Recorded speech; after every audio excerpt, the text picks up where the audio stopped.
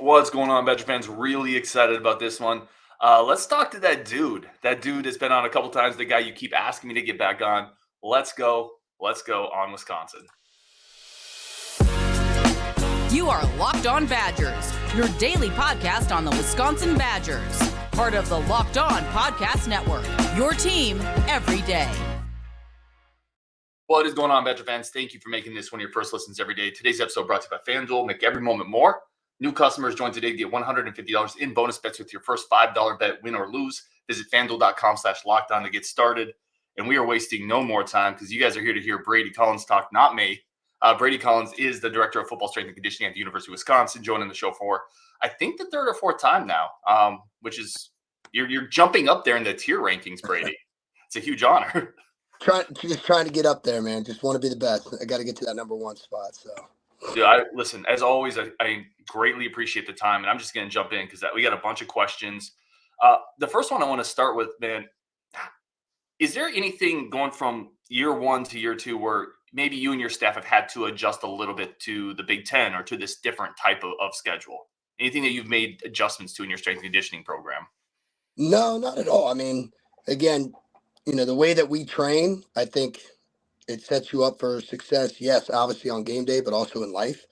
And again, the way that we train, we're not trying to, hit PRs on all these great, lifts. We're not trying to, max out all the time on deadlift and squat and bench, even though we do, but we always tell the kids the weight, we don't care what you bench and squat. We care about how well you play football. So, the training and the style that we do it and the intensity and the urgency and the whys and the how is way more important than the what. So no, if I look, just a year, no, I don't think there's anything. I mean, you're definitely dealing, just coming from where we came from, with much bigger O linemen, which is awesome. I mean, even now they're way bigger, which is great. And, really, I think just a full year, and it's not an excuse. It's nothing. It's just, it is what it is. Being a part of a program, like taking over year one, yes, it's going to be difficulties. Like you're changing a mindset of the way they train, the way they practice, the way they studied, the way they did anything. And, I think that kind of showed itself even throughout the year and this and that. And then, coming in, you preach on leadership and you talk about leadership, and there's guys that, maybe were leaders or, are leaders, but in the game of football, your best players, they have to be your best leaders because, if they're their best players, why? Because they work their butts off. Therefore, that makes them a great leader. And they don't have to be the rah guy, but there's a reason why that guy plays so well, because he works his ass off. He studies hard. He trains hard. He takes care of his body. That's what makes him play so well. And so I think, going into this offseason with a good core of leaders that are just dogs and, setting the tone, and the kids did a great job last year. Again, everything was new.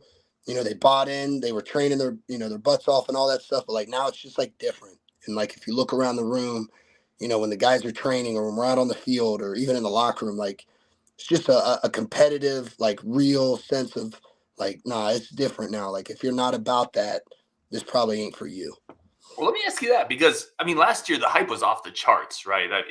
From every facet of it. Coming off that 7-win season, the first part of this question is, as a strength conditioning director, how do you measure the success of your program and your guys? Because you're working with guys that aren't seeing the field at times. You're working with guys that maybe have a role in 2 years. How do you judge your success just from your department?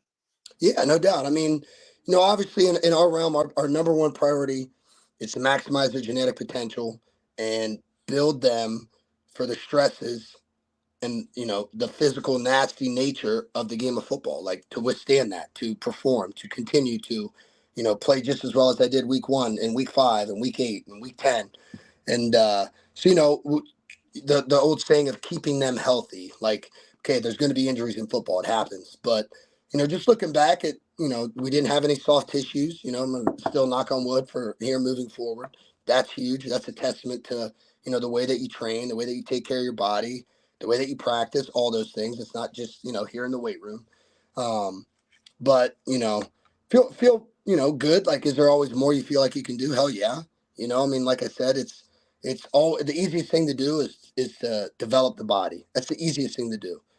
It's the hearts and the minds that's where true growth and true leadership and really great teams evolve is, a Hunter Wohler's heart and passion being exposed to the whole team. And if you're not at that level, you better be getting to that level. Otherwise, he don't want you around, because great wants to be around great. And, when I'm around someone that's not great, I stand out even more. Why? Because it makes me uncomfortable. And so, certain things like that, I think, kind of creep into it. But, like, no doubt, I wish I could have had a pillow on Tanner Mordecai's hand when he hit the helmet of Iowa. And I wish, that big D lineman from Purdue didn't fall on Chez's ankle. You can't play that game, and I think, a lot of what we do is building the guys that aren't playing, the guys that you're going to start hearing about even more. The guys that were in here training every single day, still practicing, but just weren't playing because, they were new or young. And feel really good, but obviously always know that there's more we can do. I want to start talking about some of those guys coming in, specifically Tyler Van Dyke, because you mentioned Mordecai obviously had that hand injury, the helmet. What are the initial impressions with Tyler Van Dyke coming into the room? And then is that speed real?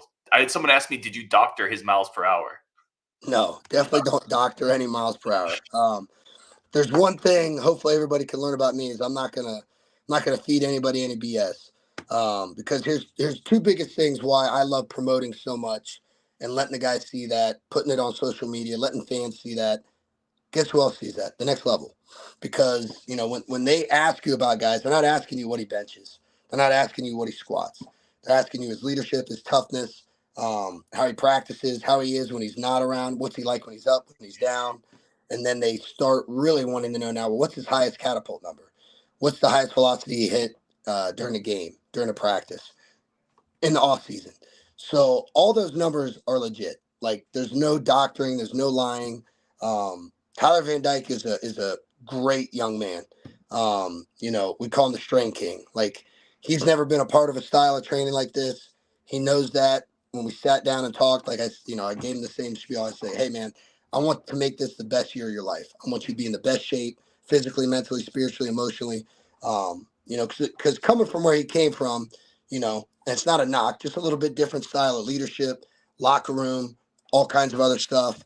And so I think it's kind of a breath of fresh air for him here, but also, he's stepping in to an environment now unlike last year where we had to build it, to where now it's, established of the way we train, the way we practice. Like, if you're not a dog, you're going to stand out even worse.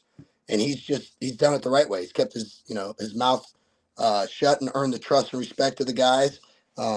Works his balls off. He's a great dude, and his body's changing. He's a big dude, man. I mean, he is big, and he can move. Like, he jokes around all the time. He's like, they're going to see soon. They're going to see soon, because, I don't think they asked him to do too much of that in the past. And not like that's what we're asking to do. Nobody can replicate what Tanner Mordecai did, because, he's very, very, very different. But, just been really pleased with him. Really, really pleased. Hey, let me ask you this, because you touched on something that I thought was really interesting. You said you met with Tyler, and you said, I want you to have the greatest year of your life physically, but also you said mentally, emotionally. What is the role of a strength and conditioning coach? And this is actually a question we got from Adam. I've been wondering how a strength and conditioning coach navigates the mental health of these young adults. We know that exercise helps, obviously, but sometimes just getting out of bed is a big win. How do you walk that line between maybe not overwhelming them, but pushing them? Yeah, I mean, I think, when you develop, your culture, obviously it starts at the top, and it's the same. Like, if we're tough and we're nasty and we're disciplined, well, that you can say that, but when you press play, you better see that. And no doubt when you're in the weight room, you're going to see that. When you're on the practice field, you're going to see that. And, knowing that I always wanted the weight room to be a sanctuary. I mean, it was for me, when I was younger, and it still is. But that these kids, when they come in, no matter what stresses they have outside of this building, it stays there. Because when they come in here, it's the only time they truly get to maximize themselves. Yes, physically, but also mentally. And like I said, emotionally and spiritually. Like, there's a great quote from Henry Rollins talking about, like, the world's going to lie to you. It's going to let you down. People are going to, tell you what you want to hear and all that stuff. And that bar is still going to weigh the same. 225 is still going to weigh the same. 315, 405. Like, the weight's never going to lie to you. So I think, making it an environment that, one, the kids enjoy coming into. Like, even though they know they're going to work their balls off and it's going to be extremely hard, like, you're going to come out of it feeling way better than you did. And then, just knowing that, yeah, like I said, true true growth and development happens not on the exterior, but the interior. Like, I'll say it till I'm blue in the face to anybody. Like, I speak at clinics and I always say it, like, the easiest thing in the world for me to do is change bodies. It is. Like, everybody's body looks way better. They're leaner, they're bigger, they're faster, they're stronger. Okay, great. What's their heart? What's their mind? What's their leadership? And to me, that's the biggest thing, because, if you just come in one day and your head's down and maybe something happened and I try to just, motivate you the same as I do these other guys, I'm not really developing you and I'm not building that real relationship. Whereas if I do have that connection with you, I can still get the very best out of you, knowing which ways, which buttons to push, all that stuff. Like, the old saying that nobody cares how much you know, it's how much you care. And I think that's one thing that I can, stamp, is my staff and I, like, nobody cares more than we do. And we show it daily, and in our just everything that we do. That's awesome. That's a great quote too. All right, we're going to come back really quick and take a break for our friends of the show. I want to talk about a couple of my favorite other transfers coming in. Tackett Curtis, the initial impressions there for the former USC linebacker with Brady Collins. But first, a quick break for our friends of the show over at Game Time. Game Time remains the number one source for all your ticketing needs. If you want to get some tickets to this upcoming Badger schedule, it is absolutely loaded. So go to Game Time, use our code Locked On, get $20 off, create your account, get tickets to all your sporting events. Go watch BC's boys in action. Go watch some college basketball in the Kohl Center, or get theater tickets to Broadway. It's all there on Game Time. You download the Game Time app. You get the cheapest, fastest tickets, the best selection at the best prices, flash deals. Save on logistical planning. You don't have to stress out about it anymore. And with our Locked On code, you already have the best prices at Game Time. Now you can get $20 off as well. Download that Game Time app. Use code Locked On. You get $20 off. All right, we're going to continue this conversation with Brady Collins. Again, very, very grateful for all the time. I want to go back here to some of the other transfers. We talked about Tyler Van Dyke. Talk to me about the initial impressions with Tackett Curtis. Oh yeah, he's a dog. I mean, kind of a meathead, loves the weight room, loves training. Another kid, raised the right way. Great addition. I mean, good size. He's going to get even bigger. He's explosive. He's fast. And, there's one thing I knew from day one is the kid's tough. I mean, he's tough. So great fit to everything that we're doing here. And can't wait to see him out there in the spring. One of the things his head coach, his uncle, told me was, this is a guy who's probably always been destined to play in the Big Ten. He's got that type of culture inside of him. Like, how quickly, you said, I already know he's tough. Like, how quickly does it take you to figure out the real ones? Right away. I mean, it really does. Because, again, it can be developed. It can be enhanced. But some of that stuff is just innate in you. And it's, it's who you are to your core. It's in your DNA. That's Tackett Curtis, man. I mean, he's got that. Talk to me about, speaking of transfers, a guy I talked to you about last year, Jake Renfro, came in. And obviously that was not the year kind of Badger fans expected. I'm sure probably not the year he expected. How difficult is that for a competitor like Renfro to come in and then basically not be able to play until the end of the year? Oh, extremely hard. I mean, I know Jake very well. Obviously came with us from Cincy. Kid is an absolute dog. He's an absolute dog. I mean, he started as a true freshman. He's played against Alabama. He's played against Georgia. He's played really well against those teams. The brights are not too big for this kid. He's so smart. He's so tough. He's so strong. He's so athletic. And, coming here last year, he was a little bit heavier than he always had been. And he kind of had a little minor setback in the winter. All good. He gets back spring, has a little ankle roll. But again, it was always kind of like his body weight was, a little bit too much for where he always played really well at. So, got him back under that. Obviously, it was hard during the season or just at certain points to kind of get him back in there into the flow of things with just the way the season was going. But no doubt we all saw what it's like. And that's not a knock on Tanner Bortolini at all. I love Bort. I love Bort. I mean, it's like a son to me. But, you could just tell in that bowl game, I mean, those snaps were on point. He did a great job. You want that guy in the middle to be a dog, and he is every bit of that. So I'm so excited, so proud of him. He's having an unbelievable offseason. The O-line is just, I mean, it's night and day different from what they were last year to what they were two weeks ago. I mean, they are just a pack of hungry dogs that are just, making their stamp and their presence known every single day in every which way. I always feel like that center, that pivot is so key to a line. And then I wonder, you mentioned like Bortolini was like a son to you. I feel like you probably have a bunch of guys who are like sons to you. What was that moment like seeing him out there against not Bortolini, seeing Renfro out there against LSU? Like, what did that feel like for you to see him come back? It was awesome. I mean, everybody kind of was, maybe saying they're like, "Oh, were you surprised?" And kind of like I just said, I was like, "Hell no, I'm not surprised." Like I said, I've seen him play against Alabama. I've seen him play against Georgia, like really, really well. Like nothing surprised me about the kid. He's everything you want in an O lineman, especially at center. Tough, smart, strong, dependable, all those things. He just had a bad little string of injuries there where, a knee and an ankle and all that stuff, the hip. I mean, the COVID year when we played Georgia in the Peach Bowl, I mean, he played the whole year with like a bad hip. So like he's tough as shit. And that was his true freshman year. So, or that was the 21 year. The COVID year, he got he got sick right before the game, so he didn't play. But no surprise on our end at all with that kid. Let me ask you really quick about a couple other transfers. Leon Lowry, one of the first guys to pop into the transfer portal. Love the frame. What have been the impressions with him?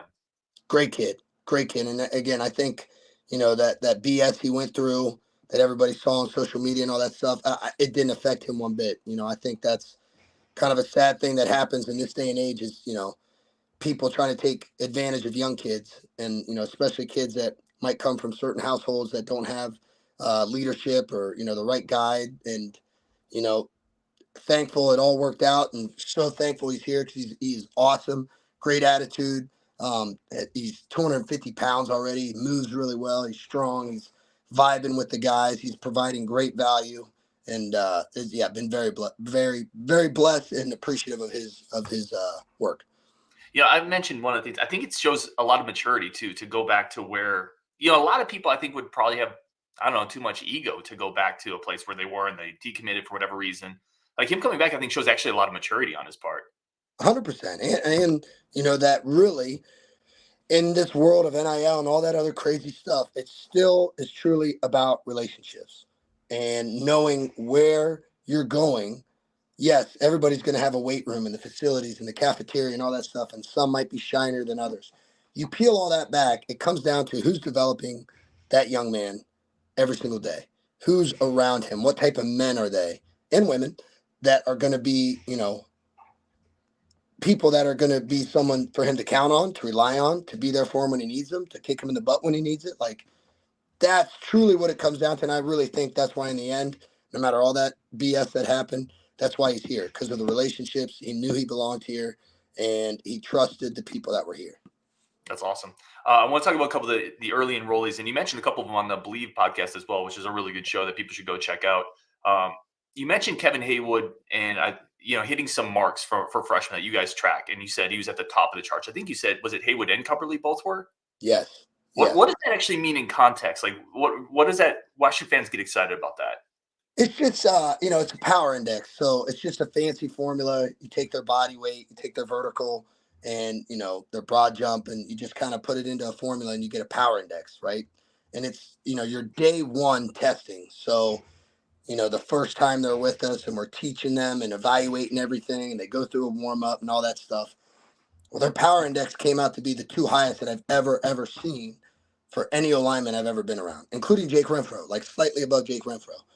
And that's amazing because to be 6'8" like Kevin Haywood, to already put on 12 pounds of lean mass, to be able to bend and move as well as he does, now he's getting bigger and stronger. And then Cumberly, who was, already coming in at like 313, but now it's 315, looks totally different. And he's moving extremely well and strong and just like, and those kids do not look like freshmen. I mean, Cumberly's 17 years old. Haywood just turned 18. And we call them Woody and Cub, but, they train with the older O-line guys. They fit right in. They have no choice because they maul them, but just so impressive. They are such good young men. They've been raised the right way.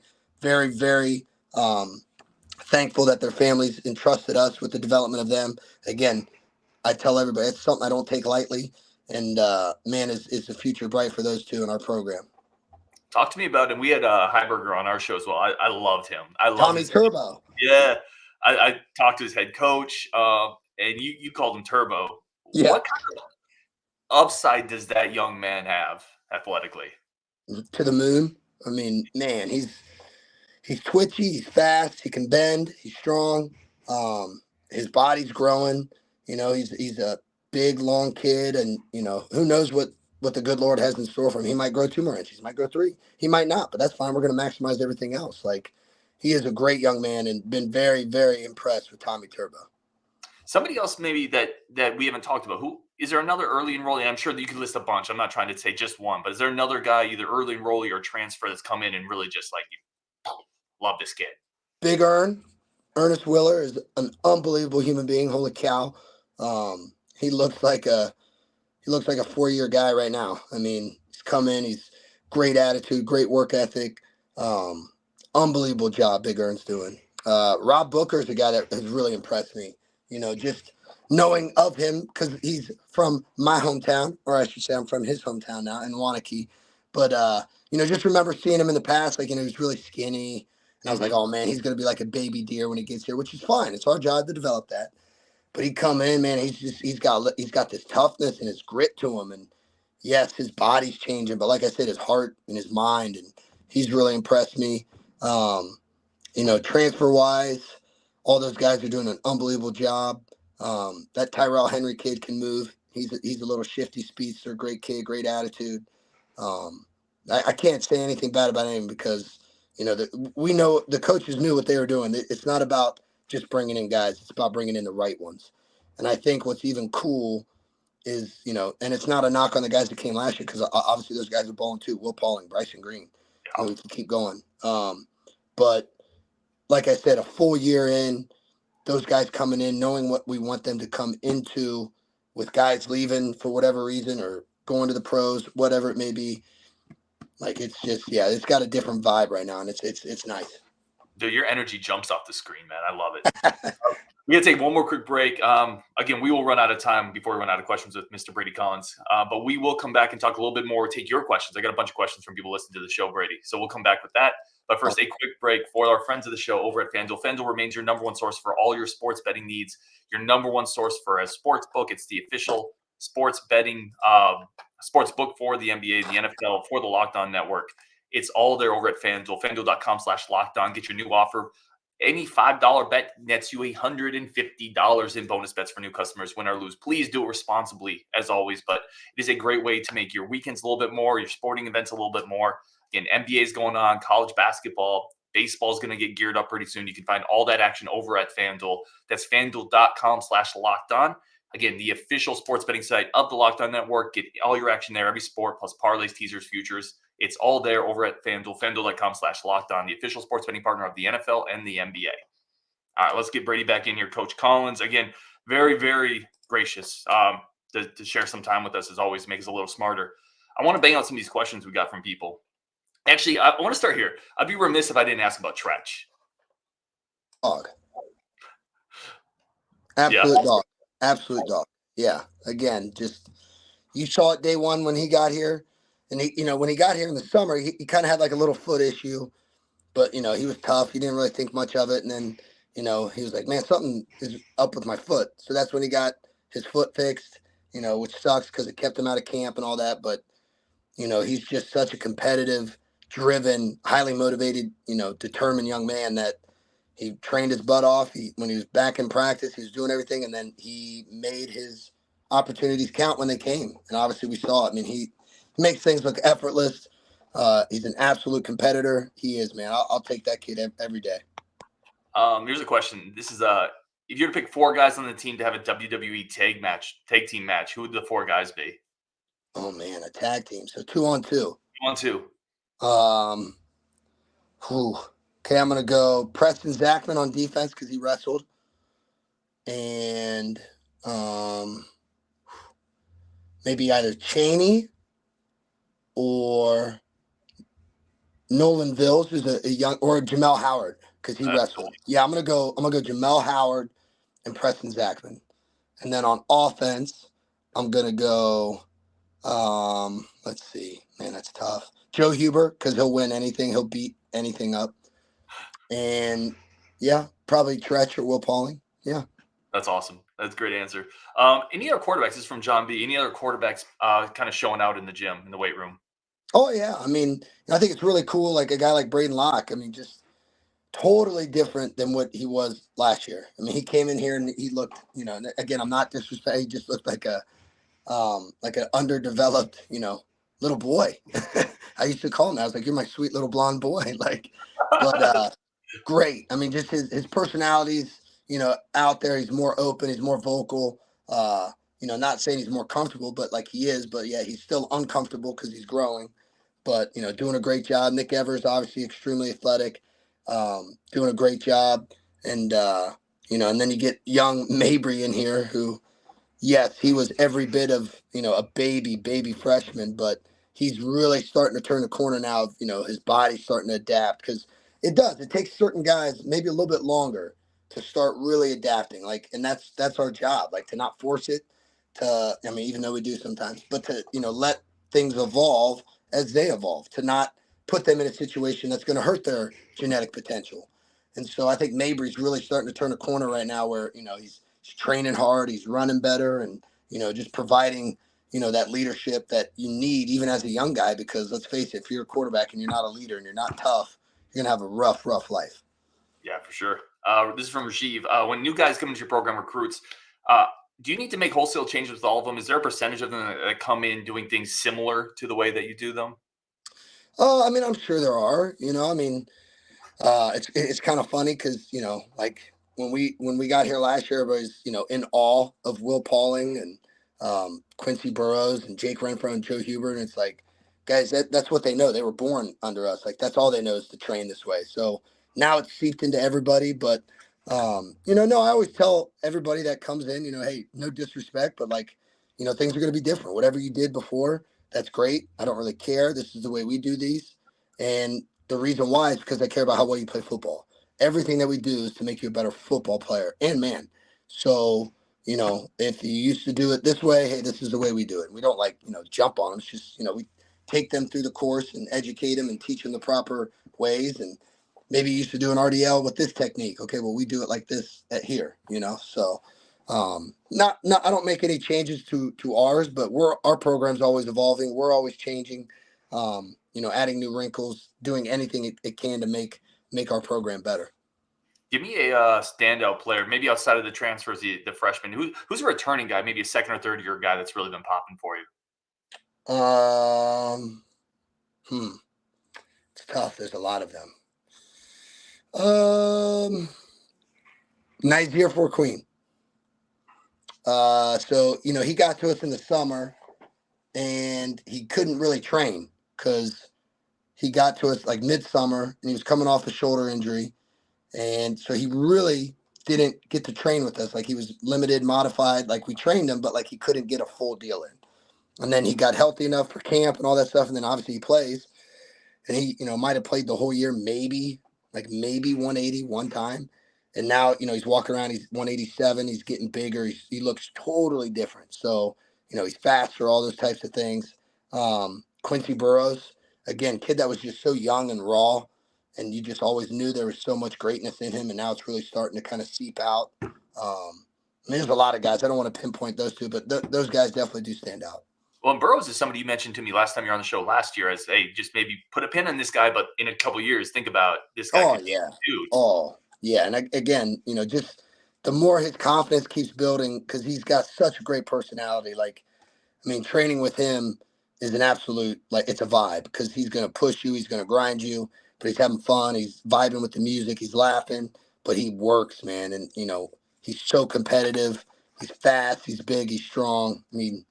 Yeah, good things are coming for him. Let me ask you this really quick. I'm curious what the vibe on a guy, and you mentioned Cheney in the tag team match portion. What is the vibe of guys when you bring a bunch of portal dudes in? So obviously linebacker loaded up this year, right? There's no secret there. Cheney played a ton last year. What's the vibe of a guy like him right now? Where's he at? He's awesome. He was one of the guys that I had to postpone this because, we're meeting because we love, just getting together, talking, and then, a 10-minute meeting turns into 45 minutes. The kid is an unbelievable human being, raised extremely well. Shout out to his family. And just, again, he's really growing from the heart. He really is. His passion, like Hunter Wohler, his passion is starting to be felt by everybody. He was unsatisfied with the way, certain guys were last year, with the way he played, with the way others played. Just with everything, but he felt like he couldn't really say anything because he wasn't one of the leaders where it's like, no, dude, you played really well. Why did you play well? Because you worked your ass off for it. Therefore, you can be a leader. And so now, he's entrusted and been, empowered in a leadership role, and he's doing all the right things with it. Like, just, being hard on guys, right? Maybe making guys feel uncomfortable and, telling your best friend, hey, you got to get your shit going, like in a way, like that's what it takes. He wants to be great. And, we talk about that all the time. And I'm like, dude, I love that. And if you're not here, if you're in this program and you don't want to be the best, you shouldn't be here. And that's what you're starting to see now. And, he knows the only way he's going to be the best version of himself is he has others around him pushing him to be the best. And I kind of always speak on this. And, I love CJ Getz, and I will forever appreciate him for the 1 year we had with him. But good Lord, do I feel for him, because every single Saturday he had to play so many reps because there weren't enough guys in his room to provide production with reps to give him a break, to give him a breather. So I always use, like every Saturday he'd play his balls off, and then he'd, kind of just, and then Sunday kind of recharge, Monday, Tuesday, Wednesday, oh, game day, I can play again. You can't do that. You can't be successful if you don't have guys that can step in and provide value. So he appreciates that. He knows that. Like, we're building this team around you, Cheney, around Hunter Wohler, around you, James Thompson, like, to get pieces in here so that you can provide your production and be fresh and nasty and then get a breather. And then somebody else comes in and does the exact same thing because they don't want to let you down. And they know that's the standard of the room. So, case in point with Jaheim Thomas. Jaheim had a great year last year at Arkansas. And his best year, though, might have been the 21 year with us at Cincy. And he played 50% of the snaps with another guy. Why was that his best year? Because he was fresh. And every time he went in, he was productive. And he made plays. And then he got a little break. Then he did it again. And then that other guy that got his reps, or that was sharing reps with him, he was productive. He provided value. That's what you want. That's what you need to have a great team. You can't just have the same 11 guys, because at some point they're going to wear down. And God forbid if something does happen, you got to have dudes around you to step up. And I think more so than ever after a full year, that's finally, like, that's established, that's known. And, you can't have guys that just, want to wear the jersey and eat the food and, say they do things. Like, no, this is not, they don't give awards for runner up. They don't give awards for, hey, you guys gave great effort. Like, it's win or lose. And that's what it's got to be every single day in this facility: training, academics, practices, sprinting, whatever it may be. Do you notice, this is from 24 Marine, have you seen a noticeable speed improvement? Yes, obviously. And I think there's one big outlier in all that. It's called recruiting. Obviously, that helps our jobs big time, right? Like, and again, it's our jobs as well to develop that. Speed, right? Natural, like pure speed is genetics. It is. Like, I can't just touch someone and make them run a 4.3. But in turn, how do you get faster? Number one way, you get stronger. So I think training them in the way that we train them, notice I didn't say what, just the way and the why and the how, it sets them up to be really successful and explosive and fast at their position. And speed is, it's different in each phase of the game, whether it's O-line, running backs, wideout, all that stuff. So yes, I feel like you definitely see a huge enhancement from this time to last year. And that could be, yes, the development of our program, could be the recruits that we're bringing in and all that stuff. But it's definitely, like I said, yes, speed is something that you can definitely enhance, and it's definitely being enhanced right now. Let's love it. Badgerman's going to love that. All right, we'll wrap up here. Ready? This is lightning round. Just quick questions. You ready? Yeah. Most athletic coach on the staff? Myself. I love it. Literally the fastest player on the team. You line everybody up. Who's going to get fast? Who's going to get to the other side of the field fastest? Oh, man. So you're talking 100 yards. See, that's where it's different, right? Because I know everybody always on one sideline, get to the others. Let's say a 50-yarder. It's still Will Pauling. But, who knows? Quincy Burrows with his long stride, because he's like 6'3". If he gets past, midfield and he really opens up, who knows? But, I can't go against Will. I can't. Well, you were going to do the 100-yard. Like, what was the first name that would pop in your head? Because it is a little different at that point. That's where it's different, right? And again, when we post those things, I love, when people are like, well, what's the context of this? Is it 20? Is it 30? Is it 40? Well, first off, I would be shot if I ever ran guys like 40-yard sprints, like consecutively. Like, that's not really how you should, train for football, especially this time of the year. So a lot of time those numbers are just from 20s.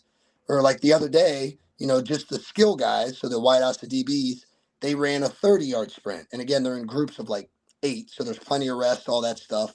But in the tempo and the capacity of which we train, which is the way the game is, I can't line guys up and run 40 yards and all that stuff. But nobody gets out with the acceleration and the burst like Will Pauling. Nobody. And just his strength and his power, it's so explosive. And then Tretch is right there. And then so is Quincy Burrows.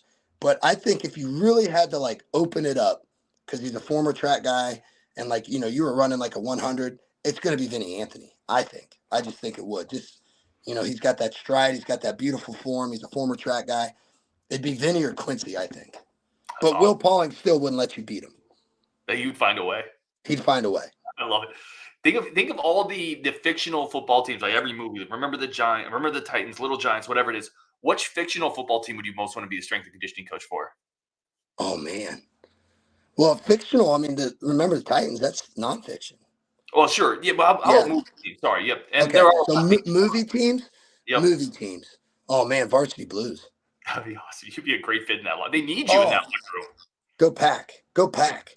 I love it. Best place to eat in Madison that you found? Oh, man. Naples 15. Okay. Last question here. Have you come around on the gorilla versus the bear debate? No, I'm still standing true to the gorilla. Never look a gorilla in the eyes. I don't think they have enough power, man. But they're strong. They got hands.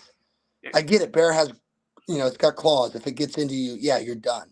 But here's what I always say, right? Okay, that bear is coming at me and it's opening its mouth. If I'm a gorilla, I could go like this and rip his mouth apart. They're so strong. They're so strong.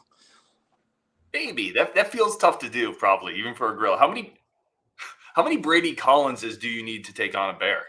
Oh my gosh, 4, 1 for each side. Maybe a few more. I love it. I love the confidence. All right, he is Brady Collins as always. We are so appreciative of the time, my friend. Any last message for Badger fans before we sign off here? No, just appreciate everybody's passion and support for our guys. Again, that's what we're all about, is putting stuff out there. One, to promote them, to get the people excited. And I know you said it earlier with the expectations and all that stuff. Listen, that if we came in every single year and we didn't have those expectations, we wouldn't be here. And we're really motivated. We're really excited for the growth of where we're going and what we want to do and be. And I just feel like everybody in this building, top down, and everybody outside should be extremely proud of these guys, because 1, they're working their butts off, but 2, they're doing it the right way. They're not doing this for any check, as some schools might do. We're not doing it that way. This is still the true American blue collar way. You work hard for everything, you earn everything, and ultimately at the end of the day, good things are going to happen if we keep on that pace.